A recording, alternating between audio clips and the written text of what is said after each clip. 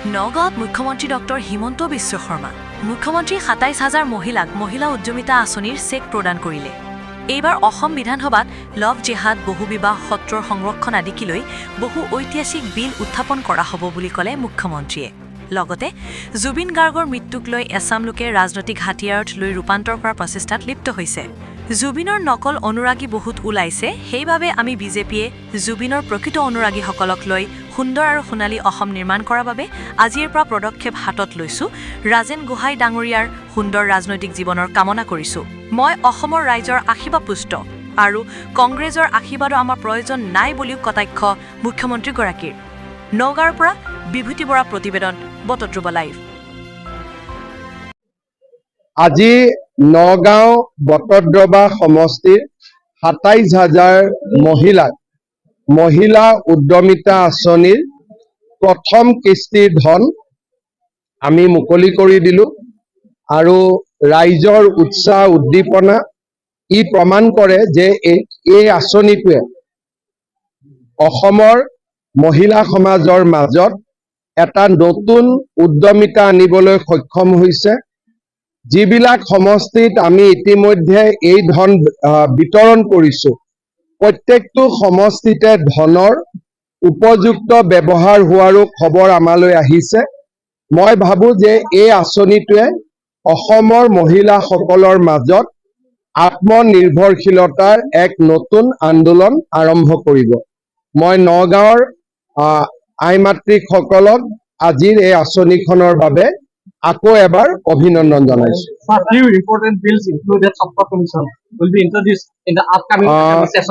এইবাৰ আমাৰ অসম বিধানসভাত লাভ জেহাদৰ বিৰুদ্ধে, বহু বিবাহৰ বিৰুদ্ধে, সত্ৰৰ সংৰক্ষণ, বহুবিলাক খুব ঐতিহাসিক আইন আমাৰ সদনলৈ আহিব আৰু আমি সদনত আলোচনাৰ জৰিয়তে চাহ বাগিচাৰ শ্ৰমিকক ভূমিৰ অধিকাৰ দিয়া বহুবিলাক এই বিধানসভাত ঐতিহাসিক বিল আহিব আৰু মই ভাবো যে লাহে লাহে কেবিনেটত যেতিয়া এপ্ৰুভ হৈ গৈ থাকিব আমি আপোনালোকক জনাব পাৰিম।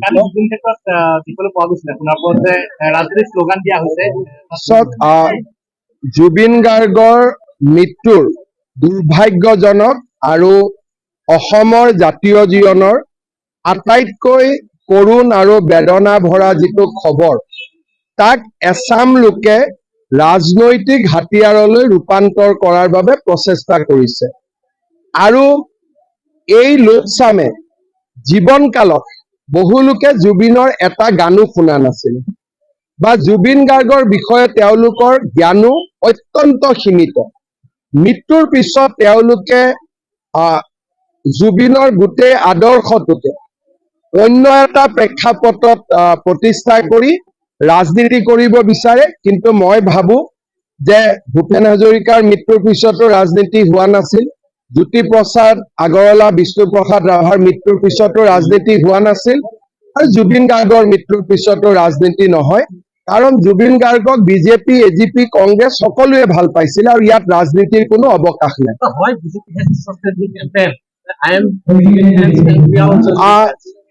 যিবিলাক জুবিনৰ নকল অনুৰাগী বহুত ওলাইছে, যিসকলে জীৱন কালত জুবিনক অত্যন্ত কঠোৰ ভাষাৰে সমালোচনা কৰিছিল, তেওঁলোকে জুবিনৰ অনুৰাগীৰ এটা ভাও লৈ অসমখনক অশান্তি কৰাৰ পৰিৱেশ এটা ৰচনা কৰিছিল। সেইকাৰণে বিজেপিয়ে জুবিনৰ গান ভাল পোৱা, জুবিনক ভাল পোৱা অনুৰাগীসকলক লৈ যে যিকোনো মূল্যৰ বিনিময়ত আমি অসমখনক অশান্ত কৰিব নিদিওঁ, এইখন বিষ্ণু ৰাভাৰ অসম, জ্যোতিপ্ৰসাদৰ অসম, ভূপেন হাজৰিকাৰ অসম, জুবিন গাৰ্গৰ অসম, ইয়াক আমি কেতিয়াও অশান্ত কৰিব নিদিওঁ, এই শ্লোগানেৰে আজিৰ পৰা ৰাজপথত নামিছে। আমাৰ উদ্দেশ্য হৈছে যে নকল অনুৰাগীসকলৰ বিৰুদ্ধে প্ৰকৃত অনুৰাগীসকলক সংগঠিত কৰা আৰু জুবিনৰ অসমখনক প্ৰাণৱন্ত জীৱন্ত কৰি ৰখা, যাতে জুবিনৰ অসমখন আন্দোলনেৰে তমসাময় হৈ নপৰে, ৰাজনীতিৰ ই এখন বৈধভূমি হৈ নপৰে। তাৰ কাৰণে আমি প্ৰচেষ্টা কৰিম যে জুবিনৰ প্ৰকৃত অনুৰাগীসকলক লৈ সুন্দৰ আৰু সোণোৱালী অসম এখন নিৰ্মাণ কৰা। ডিচেম্বৰৰ শেষৰ সপ্তাহত বা জানুৱাৰীৰ প্ৰথম সপ্তাহত অমিত শ্বাহ ডাঙৰীয়া আহিব। তেওঁৱে আধাৰশিলা স্থাপন কৰিছিল আৰু তেওঁৰে কৰ কমলেৰে আমি আমাৰ মহাপুৰুষ গৰাকীৰ জন্মস্থানৰ সংলগ্ন যিটো আমাৰ প্ৰজেক্ট তাক আমি উদ্বোধন কৰিম।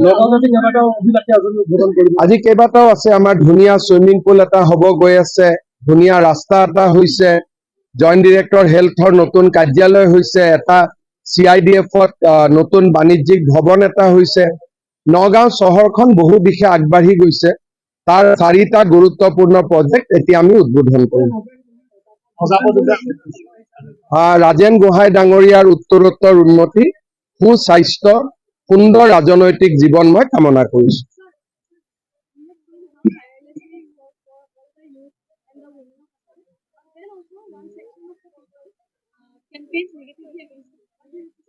I think people of Assam is with me and their blessings are with me.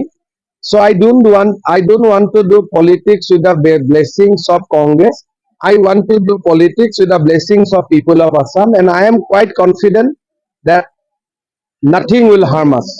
Thank you.